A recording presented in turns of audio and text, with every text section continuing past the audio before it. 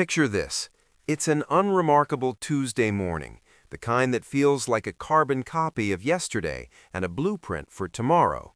You're standing in your kitchen, refrigerator humming softly, phone glowing in your hand, your face still half asleep and unbothered by anything except caffeine.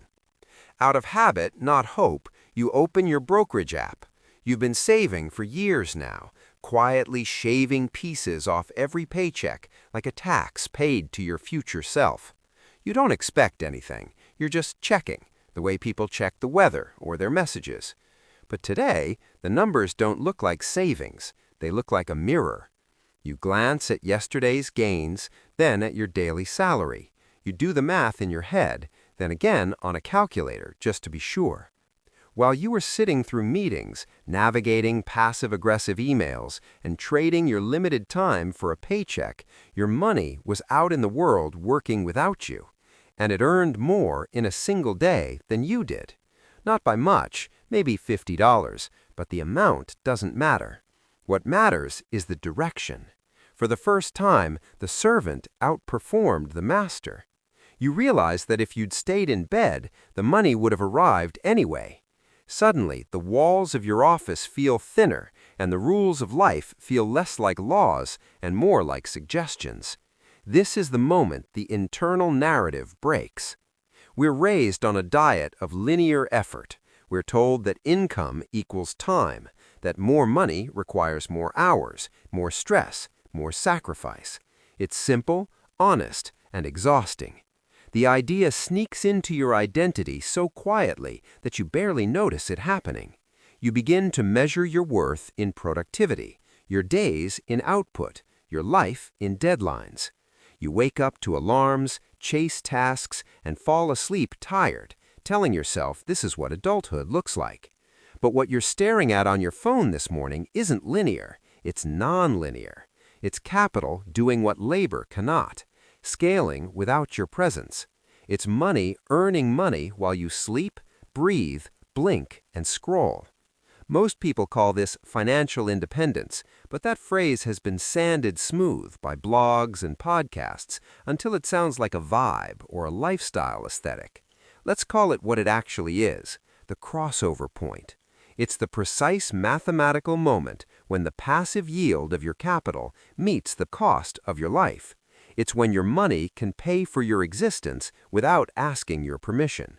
And most people never reach it, not because it's unreachable, but because the system quietly trains them to run past it without noticing. Most people spend decades running a race where the finish line moves at the same speed they do. They earn more, then immediately spend more. Bigger homes, newer cars, nicer habits, turning every raise into a higher baseline that demands even more work to maintain. One more year becomes 10, then 40. Income gets consumed instead of invested, and the tragedy isn't working, it's never reaching the point where work becomes optional. But once you understand the crossover, your paycheck stops looking like reward and starts looking like fuel, not for comfort, but for escape. We're told we live in a labor economy, but that's only true if you own no assets. Labor is capped by biology, limited hours, energy, and years. Capital isn't. It compounds. Think of your investments as a second version of you, a digital twin. At first, it's helpless. You feed it constantly, and it gives almost nothing back. Thousands in, pennies out. It feels pointless, insulting, broken. This is where most people quit, mistaking the flat beginning of the curve for the whole journey. But exponential systems always look dead before they look alive. If you keep feeding it, the twin grows, slowly, invisibly, then suddenly. First, it covers small bills, then bigger ones. You're still working, but the pressure eases. You're no longer desperate. You feel margin. This middle phase is dangerous because lifestyle inflation shows up. You upgrade your life, raise your expenses, and push freedom further away. You're not buying happiness, you're buying a more comfortable cage. The math is cold and simple. How much your assets earn and how much your life costs. Need $5,000 a month at 5% returns? You need about $1.2 million. Need $3,000? About $720,000. That $500,000 difference isn't income, it's identity. Comfort versus autonomy. The consumer economy never teaches this because it doesn't want you free. It wants you earning, spending, and repeating forever. That's the irony of modern life. We're surrounded by visible wealth, but starved of time. Rich in stuff, poor in autonomy. Many people who look successful are the furthest from freedom, trapped in high-stress jobs to fund lifestyles that demand even more work. They have status, but no slack, money, but no margin. Gilded prisoners who appear to be winning while never actually escaping. Let's make this concrete. Say you're 30, earning $60,000 a year and saving 15%, about $9,000 annually. Invested at 7%, after 5 years, you'll have roughly $53,000, producing about $300 a month, barely noticeable. After 10 years, around $131,000, producing $750 a month, groceries and utilities. After 15 years, around $240,000, producing $1,400 a month, rent in many cities. After 20 years, roughly $413,000, producing $2,400 a month, near crossover for modest lifestyles. After 25 years, around $680,000, producing $4,000 a month, enough for many people to stop working entirely. And those numbers assume no raises, promotions, or side income. In reality, most people earn more over time. If you invest the increases instead of inflating your lifestyle, the crossover arrives much faster. The curve bends harder. What once took decades begins taking years. Now flip it. Same person, same income, but you decide you need $70,000 a year to feel comfortable. You save only 10% or $6,000 annually. After 25 years, you'll have around $406,000, producing $28,000 a year, not even halfway to supporting your lifestyle. This is lifestyle creep. Every upgrade feels like a reward, but it quietly extends your sentence, trading long-term autonomy for short-term comfort. And when the lines finally cross, it doesn't feel like champagne, it feels like disorientation. When your investment income beats your paycheck, your identity, built around work, structure, and obligation, suddenly collapses. You're left with total responsibility for your own time, and for many people, that's more frightening than working ever was. This is the danger zone of the crossover point. When work becomes optional, the excuses that once protected you from deeper questions evaporate. I don't have time. I can't afford it. I'll do that someday. All gone. The system was a convenient scapegoat for postponing your real desires. Now the scapegoat is gone. You're standing in an open field with the gate wide open, and suddenly you realize you don't actually know where you want to go. Many people who reach financial independence keep working almost exactly as hard as before, not because they need the money, but because they don't know who they are without the harness. They've optimized their entire identity around productivity, and when productivity is no longer required, they feel weightless in the worst way. I've seen this firsthand. People grind for decades towards financial independence, hit the number, quit their jobs, and within months feel unmoored. Some go back to work not because they need income, but because they need structure. They need someone else to tell them what their time is worth. They need a scoreboard. They need rules. Freedom, it turns out, is psychologically heavier than obligation. Obligation gives you direction. Freedom gives you responsibility. There's also the uncomfortable reality that the math itself isn't guaranteed. We talk about historical averages of 7% or 8% in the stock market, but averages are not promises.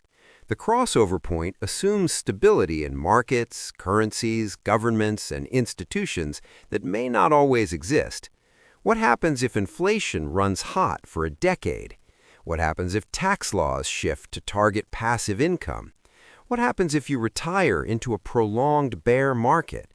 What happens if your currency devalues or your country destabilizes?